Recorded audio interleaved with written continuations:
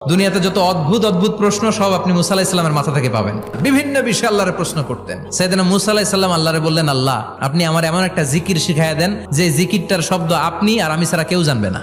দিনে রাতে সব সময় এই জিকির আমি করব, আপনারে ডাকবো, কিন্তু শর্ত হলো এই জিকিরটা জানবে শুধু আপনি আর জানবো শুধু আমি। আল্লাহ বললেন, মুসা পড়ো লা ইলাহা ইল্লাল্লাহ।